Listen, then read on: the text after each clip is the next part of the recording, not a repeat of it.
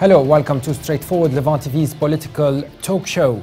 Amongst the important anniversaries marked in Lebanon Monday were the passing of 1 year since President Michel Sleiman left office, in addition to 365 days of non-stop talk and no action on electing a successor.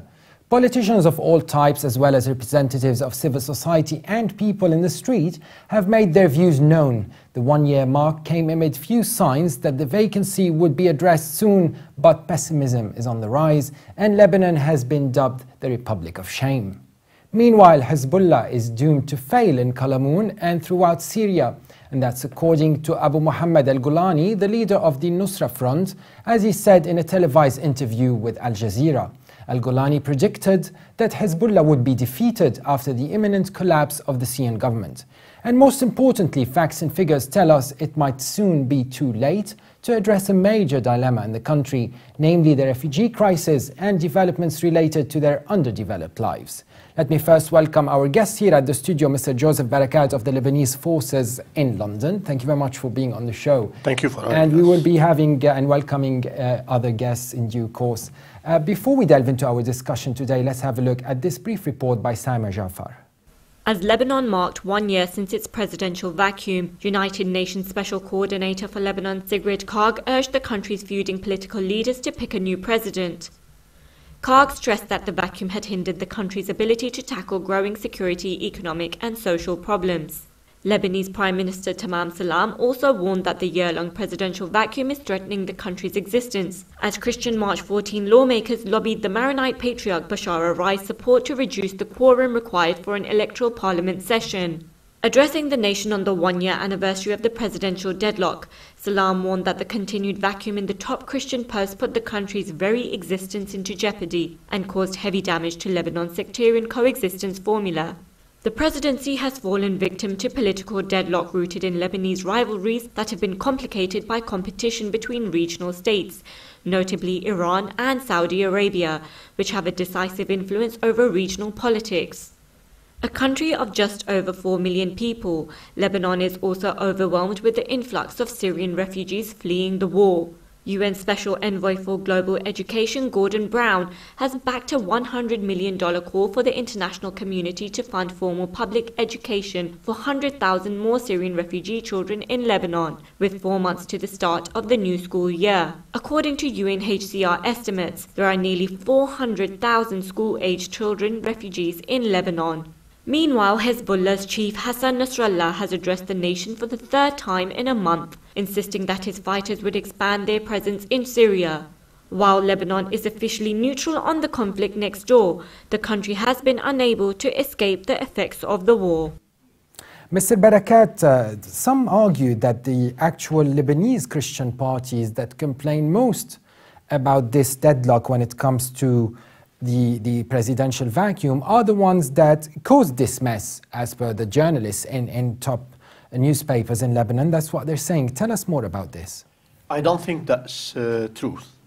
What caused this mess is the influence of Hezbollah on the politics in Lebanon and the way they dictate. Hezbollah being the main player in this? The main player in that game, and there is evidence that even the Iranian ambassador was called off few months before the end of term of President Sleiman. Knowing the Iranians, I think they knew that will be no election for a new president in Lebanon. So this is why they had to send an ambassador beforehand, because if they kept it to the time that should have been done, then will be no president to receive this ambassador. I see. So that's the reason that I say that, because Hezbollah interfered in Syria, in the war in Syria, without referring to anybody else in Lebanon. And it suits Hezbollah not to have a president holding power and managing the crisis through the institutions of Lebanon. So the country with the institutions are practically non-existing. The only president with the real power at the moment is the chief of parliament, Mr. Nabih Berri, yes, who's a Syrian ally and an ally of Hezbollah. So every time, if they allow their MPs to come to the parliament, the election would have taken place and the president would have been elected. Mm-hmm. Now, in an editorial in a top renowned newspaper in Lebanon, the editorial notes that MPs representing Christian parties forget that the concept of duties accompanies the concept of rights. So if they demand more rights as a Christian community, they should do their duties to elect their president. Absolutely. Wrongly, they were saying that we are practicing our democratical right by not attending the session of the parliament to elect president. Mm-hmm. That's wrong. That's totally wrong. Matter of fact, I think it's a crime. This is a crime against the law and against the institution, and it's a betrayal to the voters who voted for them. The first duty, or one of the main duties of the MP, is to transmit the vote of the voters to elect a president. They could have attended, they could have voted to whoever they wanted to vote for, or they could have even not vote at all, but attended the session.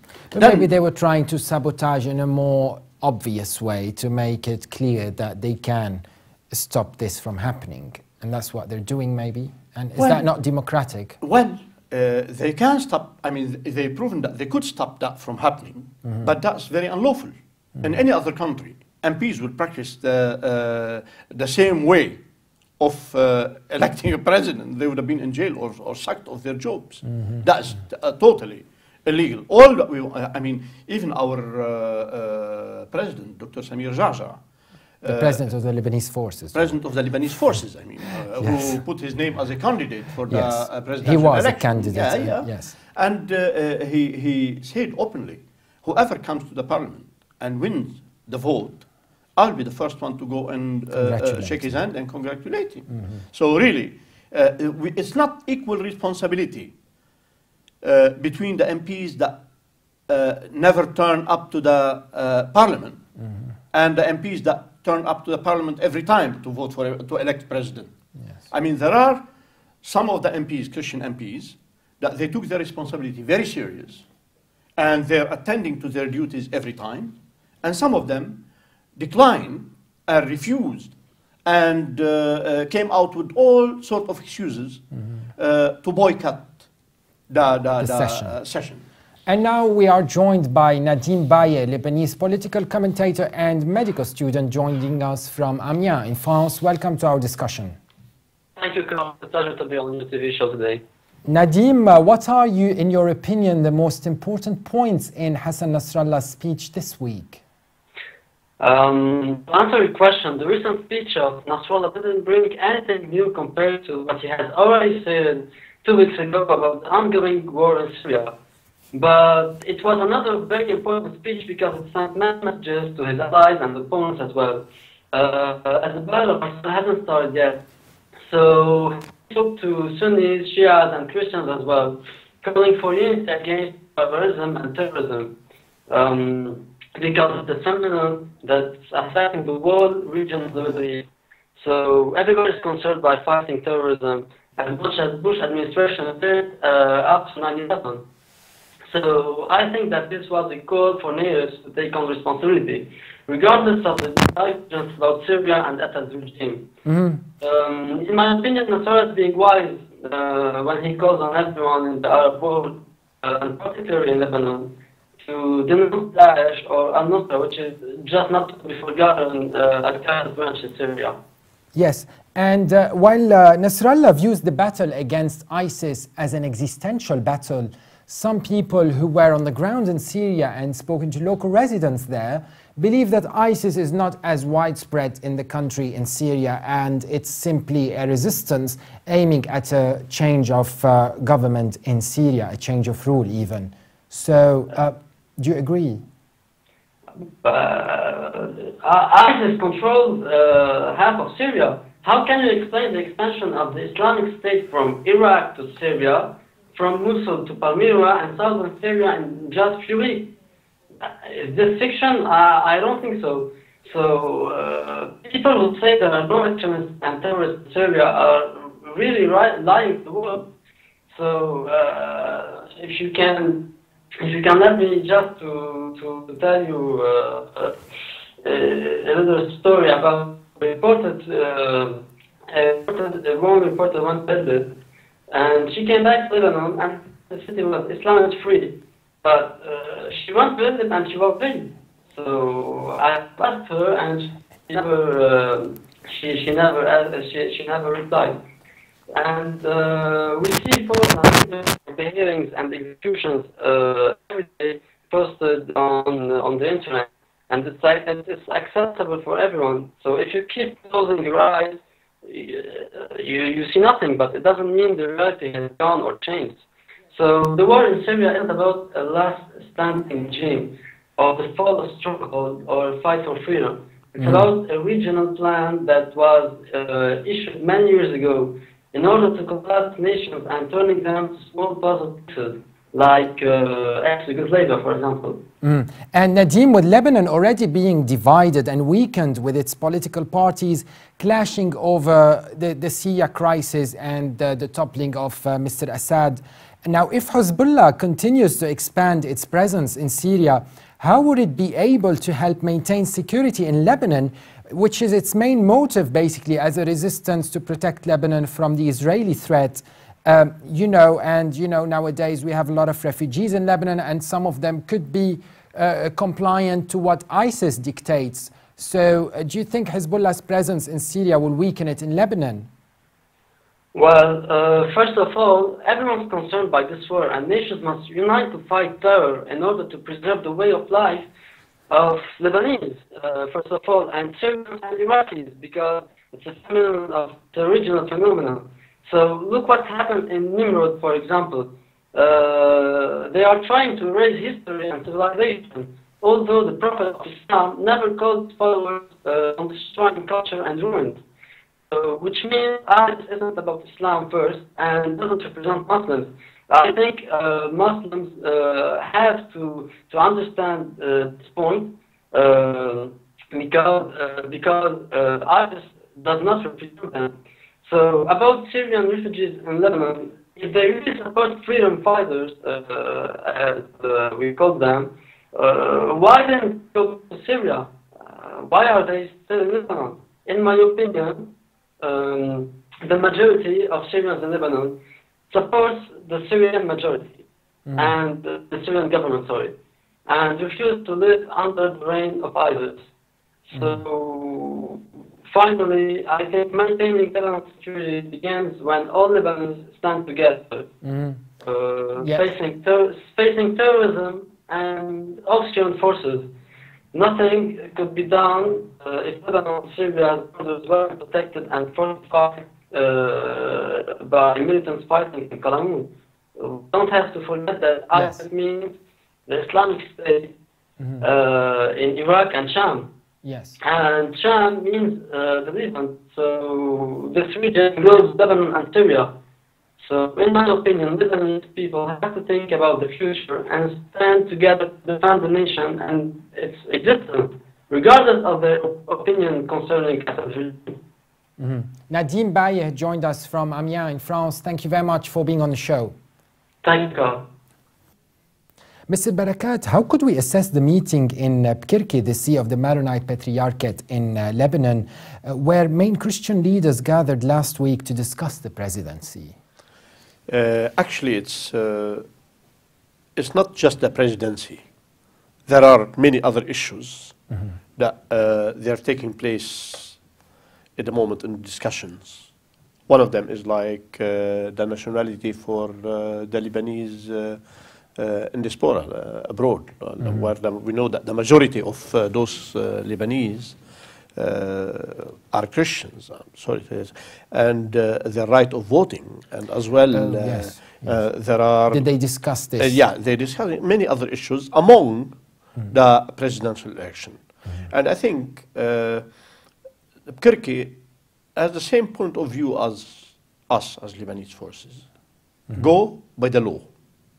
And if you're to go by the law, it means the MPs should attend the session and should vote. Do you think there was a reason, sorry to interrupt, that only Christian figures were invited? No, but the presidential election, though that is a Lebanese issue, is mainly as well a Christian issue. Because in Lebanon, as we all know, I mean, the Shiite get the parliament, the head of the parliament, yes. and the prime minister for the Sunnis, yes. And the president is Christian, and that's really that what keeps the balance going, and that's what gives great sense of security to the country, because otherwise, this is why we now the country feels like it's lost, completely lost, lost directions, lost control, lost everything. Now, there are some parties, of course, as I said before, that they're profiting from the fact that there is no president. And they're trying to delay that as much as possible.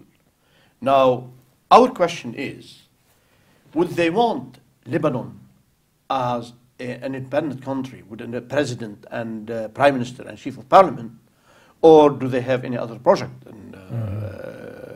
under the table? Because for the simple reason, Lebanon, it looks like, is the only country in the world where you have two armies. You're talking about Hezbollah here. Of course I'm talking about Hezbollah. But there were other militias in the country before, yes, including the Lebanese forces, obviously. But that stage is gone. And Hezbollah, when he was carrying the operation of resistance against the Israelis, was fine. Up to it, even ex-Prime Minister Sinura yesterday said it in the session of the about the tribunal about the special tribunal for Lebanon, yes. for Lebanon, and after that, these same weapons were used in different directions, like were used against other Muslims in Lebanon, yes. And now they're used in wars in Syria, and as well Hezbollah is interfering in countries in the Gulf and the Middle East, which is reflecting very badly on the Lebanese abroad, and pushing the foreign minister into a corner where he doesn't like to be in. The question is, do we have a country and institutions, or do we not have that? And back to Kirki, Mr. Barakat, do you think the Cardinal Bashar al-Rai, the Lebanese patriarch, could suggest simply during that gathering, I don't know if, I'm not sure he did behind the cameras, but do you think he's someone who would suggest a name for the presidency? I do not think he suggests a name. Maybe they exchange ideas or something like that. I'm not sure, because I'm not aware of that one, to be fair. But do you think he should nominate at least, and then let them decide between those nominees? I think it's very, very important that to have trustworthy president and capable president at the moment who can lead the country to safety. If we want like a what they call it, a puppet, then it will have very, very negative effect on the chair itself, the chair of the president, because now the whole country is looking at that post to save the country. Without strong, powerful president who looks at the interest of Lebanon first, and Lebanon only first, then we're completely lost, as it's happening now. I mean, the effect of the involvement of the Hezbollah in the war in Syria is, and the refugee crisis in Lebanon, so disorganized and so messy, is causing huge problems for all the Lebanese. I mean, let's look at Lebanon in about 5 or 10 years from now, if we carry on going down the same road. Mr. Barakat, let's touch a little bit on the other crisis in Lebanon, apart from the presidential void, the refugee status in Lebanon and their humanitarian suffering. Now, despite efforts from NGOs to alleviate those sufferings of the Syrian refugees, don't you think it's about time that the Lebanese government addressed the matter more seriously, working on a resettlement plan, perhaps, where other countries can take the burden of Lebanon, which has few resources, other countries, they could be in the West or in the region? Indeed, and I think that issue is, as we say, it's better late than never. We prefer that to be happening, and sooner rather than later. I mean, every other country, they organized the issue of the refugees. They created camps. They created like hospitals on site, probably educational institutions on site. But the refugees, they have to stay within that area. Then on the understanding, once the situation settled down in their country, they can go back. Yeah. No doubt, it's a heartbreaking humanitarian issue, but everybody knows that is straining very, very badly our infrastructure, our health institutions, our educational institutions, and the people of Lebanon themselves are worried about that issue. Who would you suggest when it comes to Western countries that should make more of an effort? We've seen a shy effort from England taking a very few of the Syrian refugees. Do you think they should do better? I personally think yes, not just England. The whole Western countries, the capable countries, they should share the burden, because that's a humanitarian issue. And this is when we should step in and try to help, especially when we see that it's the whole like large number of these refugees are crowding into a very small area with very minimal things provided for them, like no electricity, no water, no hospital, and stuff like that. We really feel for, and we as Lebanese, we've taken way more than we could have taken for to help. But I think there are limits to how much you can absorb. Yeah. And now let's talk to someone in Beirut. I'd like to welcome Elena Slavova, Senior Advisor at International Alert in Lebanon. Welcome to our discussion. Thanks for having me. Tell us more, Elena, about the main things that challenge International Alert in its work in Lebanon, and how did you try to overcome those difficulties and challenges? As a peace-building organization, Alert works in Lebanon to address some of the key root causes of conflict. These are, in particular, the presence of quite weak state institutions, low level of trust between the citizens and the state, and deep and pronounced political and sectarian divisions. What happened with the beginning of the Syrian crisis was that many of these fault lines have been deepened. On the one hand, the institutions have been put under strain to respond to the needs of over 1 million refugees. On the other hand, the political elite and the population have been increasingly more divided as they support different sides of the Syrian conflict. And there is also this new tension between the Lebanese communities and the Syrian refugees who have settled in these communities. International Alert works on all of these issues, and it engages with state institutions to make them more aware of the perceptions and expectations of their citizens. It also works on the community level to support initiatives that build trust between the Lebanese and the Syrian refugees. And lastly, but very important in the crisis situation, we work with UN agencies and humanitarian actors to make them more aware how their aid can have an impact on the tensions on the ground. And how effective so far was engaging the Syrian diaspora in the UK? And are you aiming at the diaspora in other countries in the West, maybe America or Australia, or just the UK? In the UK, we started engaging with the Syrian diaspora a year and a half ago, and it has been a really interesting experience. The Syrian diaspora platform is bringing together Syrians from different sides of the Syrian conflict divide, and it is there to respond to different needs of the diaspora community. It helps coordinate aid and humanitarian and development work which is being done for Syria. And it is also there to provide space for learning about peace building and about exploring different methods for different opportunities for building peaceful Syria. And one of the most interesting roles of the platform is engaging with policymakers and participating in the debate, bringing in a perspective from people who know the context and the historical background of the conflict well, and who can bring in more depth and complexity to the discussion. So far, this platform has been quite successful in highlighting key issues. Very recently, the Foreign and Commonwealth Office invited the platform to make a briefing and present key recommendations to the UN Special Envoy for the Syrian crisis. And there is quite a big interest in the platform as a unifying space of people staying on different sides of the conflict divide. Yes, and stay with us, Elina. I will address Mr. Barakat here at the studio. Mr. Barakat, apart from the humanitarian crisis when it comes to the refugees, are you concerned as a political party in Lebanon about a demographic change perhaps in Lebanon, or a time when those refugees could be maneuvered politically, similar to what happened with the Palestinians during the civil war in Lebanon?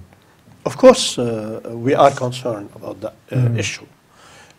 Bearing in mind that the number of the refugees coming from Syria through the Lebanese border in a very, very disorganized way exceeded the 20% of the population of Lebanon, which really... it's a demographic threat. Demographically creating a serious issue. Yes. The other issue is the poor Syrians, they've been used politically.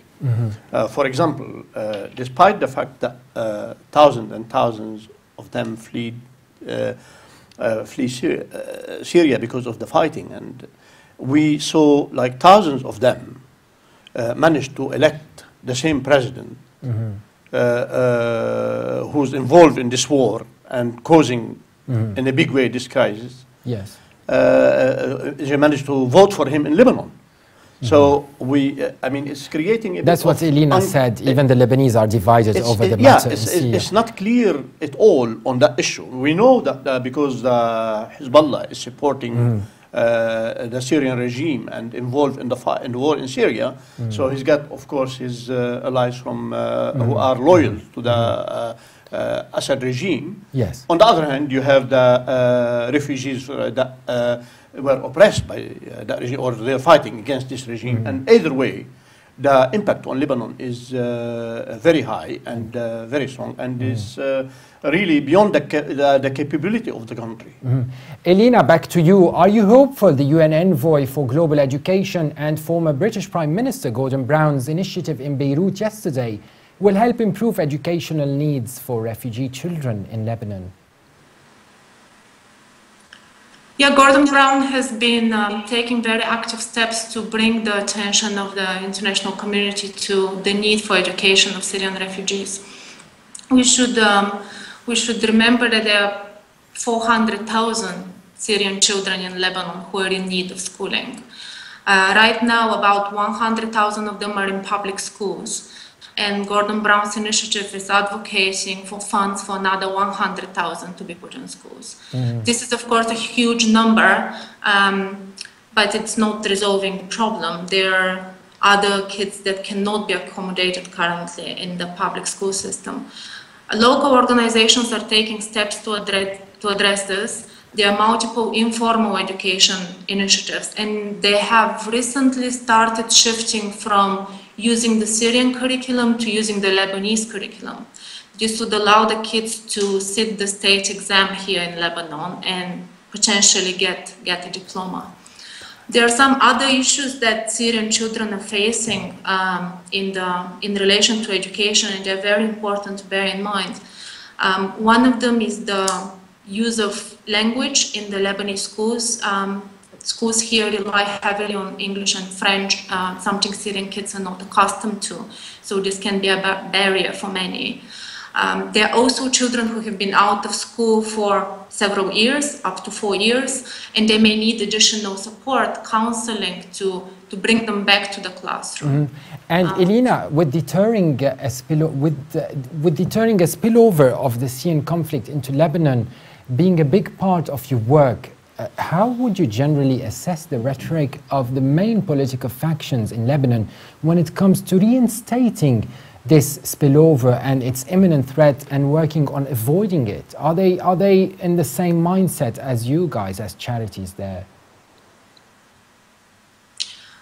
Well, politicians usually tend to play on the fears and sentiments of their constituencies. It's common for every situation of conflict. So Lebanon is no different. Political elites are on different sides, and then they have different messages. What is interesting for us is that there is still quite, on some issues, there is a big disconnect between the political message and what the perceptions of the local Lebanese are. For example, when it comes to refugees being presented as a health hazard, this message was quite popular some time ago in the Lebanese public space, and yet the local Lebanese did not perceive such a threat. On the other hand, when it comes to perceptions of security, many Lebanese do fear that the Syrian refugee presence is creating concerns for their safety, concerns for the political and sectarian balance of the country. And when probed, when asked in our studies, very few respondents would be able to cite direct experience with such threats or hearing firsthand from someone involved in a security incident. So we have to be mindful of the different messages and perceptions and try to, we need to ensure that we are tailoring our response as humanitarian actors, as political activists, as peace builders to the various perceptions at the different levels of society. Elina Slavova, Senior Advisor at International Alert, currently working on promoting conflict-sensitive aid for Syrian refugees in Lebanon, joined us from Beirut. Many thanks for being on the show and for your valuable input. Thank you. Thank you. Mr. Barakat, do you think the forthcoming president should, and is it a necessity that he will have an agenda for the refugees in Lebanon? Absolutely. I mean, even let's move back a little bit. When President Sleiman was in power, a delegation from the 14th of March, or Syrian Revolution, went to see President Sleiman to ask him to secure the borders between Lebanon and Syria. Secure, you mean close or control? Control. I see. In a way that everything will be well organized and documented. And documented as it happens in every other country. And we know very, very well who stopped that effort from taking place. Who? Tell us. I hate to keep going back to the same subject, but that Tell was us. Hezbollah. Why is it in their... Because it didn't suit their program, because they were planning on interfering in Syria and crossing the border whenever... I mean, we wanted the Lebanese not to interfere in the Syrian war, nor from the Senate, nor from the Shiite. Okay, we support the people's revolutions and to gain their... freedom and democracy. Their freedom and their rights. And I think Hezbollah did that with other countries, but not, unfortunately, not with Syria, and we don't know why. All that we want is the Lebanese to be within the border of Lebanon, and the president, supposed to be the next president in Lebanon, he's got a big task on his hand to re-establish order and re-establish authority of institutions. And establish that should be only one army in Lebanon, which is the Lebanese army, and only one border control, which is done by the legal institutions. And yeah, that's what we expect from the next president, yes. And now we are joined by Lebanese histopathologist Dr. Abid Arnaout, working for the British National Health Service. Welcome to our discussion. Yes, thank you. Thank Dr. you. I Arnaout, can hear you well. Okay. Dr. Arnaout, how would you look at the presidential vacuum in Lebanon now that a year has passed with the parliament failing to elect a new head of state? Well, I think the presidential vacuum is a serious problem that the Lebanese need to address as soon as possible. Despite the fact that, you know, the presidential power has significantly reduced in recent years, it's very important that a president has to be elected. And there has been a warning that is given by the United Nations recently, because having a president is a symbol of the unity of a nation, and we really need to have that and really, occupy this vacuum. If we don't do that, we've been given a warning for about 4 years. If we don't do that, I think we will be expecting, the same thing that's happening in Syria and Iraq happening in Lebanon. We really need to understand this very well. I mean, yesterday I was, for example, watching a very nice film, about the golden age of Lebanon. I was very surprised by many Lebanese who think that the presidential vacuum is not that important. I mean, how is it important in relation to retaining this image of a golden Lebanon, of a glorious Lebanon? Yes. Well, we, as Lebanon, as a country, and I'm sure maybe Mr. Barakat will agree with me, we are a unique country in the Arab world. Do you agree, Mr. We are a multi-religious and multi-sectarian country that we are always lived like that. We are happy to be Christians, Muslims, Jews, all living together with different sects. And this is the ideology, the Lebanese ideology that has always been. We've had our civil war. We will never have another civil war. Do you think, we learned from our mistakes. Are you sure, Dr. Arnaout, this is put to test today, nowadays, with this rift between the Sunnis and the Shia, and the Maronites and the Christians and all other minorities might be dragged into it? So are you sure we will not have another civil war? I am very optimistic. And with 1 million refugees in Lebanon? Look, all the politicians in Lebanon, and all, including Hassan Nasrallah himself, they understand that the need of dialogue is very important. And they all understand at the moment that we need to put the national interest first over our own local politics and local disagreements. If we don't do that, we're going to lose a country, we're going to lose stability and security. And I think this is very important at the moment to be addressed as soon as possible. And although I am a person who is not a politician, I am a doctor who saves lives, but I feel that, there has to be, our politicians has to have a high degree now of emotional intelligence. They have to have a high degree of diplomacy and dialogue in order to resolve all the disputes among them and really, elect a president. It doesn't matter who is the president. It doesn't matter who is going to be a president. What matters, we don't have time really to argue about how an election is going to happen. We have to stick to what we had before. We have to stick to the traditions that we always had. At the moment, we don't have time. Really, time is running, and we don't really have time to argue and talk about, how we want to make Lebanon, in the future. Maybe these reforms may change, but at the moment, there is a definite need to elect a president. Dr. Arnaout, just like you mentioned a bit earlier that you're a doctor and you save lives. Now tell us a little bit about the humanitarian refugee status and the developments when it comes to their healthcare status over there. Do you think there is hope for those people if they stayed on Lebanese soil? Well, I mean, having the Syrian refugees at the moment, which is about 1.2 million at the moment, it's estimated, is really very bad at the moment. The Department of Health, despite the improvements they have made in the Lebanese Ministry of Health, in hospitals, in public hospitals, in private hospitals, I don't think we have the capacity or we have the resources to deal with these refugees. And the people who are dealing with these refugees at the moment are the non-government foundations. When you deal with health in a country, you also have, specifically in Lebanon, we have the non-government foundations, which include, the YMCA, the Red Cross.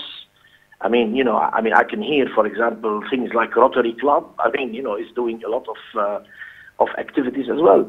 I think all these organizations who are non-government have to help at the moment. And I agree with Mr.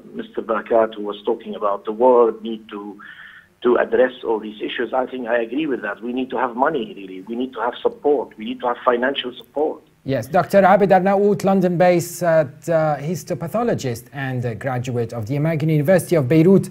Many thanks for your input today. Thank you. Not at all.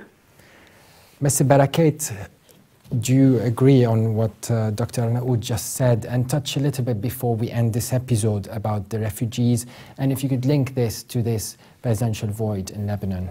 I definitely agree with Dr. Arnaout. I know Dr. Arnaout personally, and he's a very respectable member of our community, and he reflects like lots of views of lots of the Lebanese that they're looking forward to see a president elected in the chair.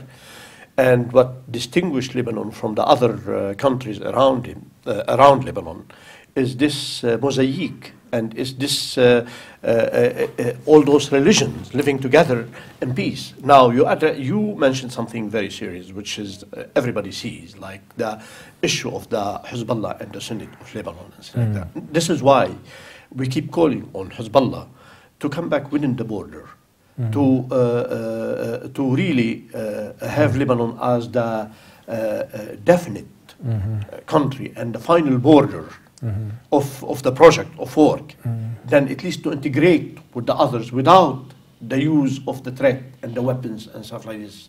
Now, the institutions are the way forward, and the government institutions only. The president is the way forward.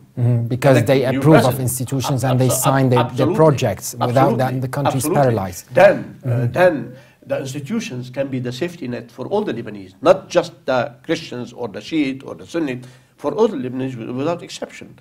We go back to the issue of the refugees. I agree totally with Dr. Arnaout. We don't have the capacities, we don't have the resources, and we don't have the means to carry on. But as a Lebanese Forces Party and other parties, are they doing anything about it to get more aid into the country? We are trying our best, of course, to help on that count, because that's a humanitarian issue. And when we see humanitarian issues, we never sit and watch without interfering on doing anything. The only thing is, when we mention organizing the issue of the refugees, it means it's for the best of those refugees and for the best of the Lebanese. So at least we have a clear water. Thank you. Before it becomes too late, we do hope refugees in Lebanon get more attention from the international communities, NGOs, and of course the Lebanese government and local charities. And as Lebanon's presidential deadlock has entered its second year with no end in sight, it seems it's time foreign officials are expected to launch a flurry of political activity in a new bid to facilitate the election. We do hope they are successful. And as this episode comes to an end, let me thank our guests who joined us today, Dr. Abd Arnaout, London-based consultant histopathologist, and Nadim Baye, Lebanese political commentator, joined us from France, and Elina Slavova, senior advisor at International Alert, spoke to us from Beirut. And our guest here, of course, at the studio, Mr. Barakat of the Lebanese Forces, Joseph Barakat. Thank you very much for being on the show. Stay tuned to Levant TV in London, and I'll be with you again soon on Straightforward. Thanks for watching, and bye for now.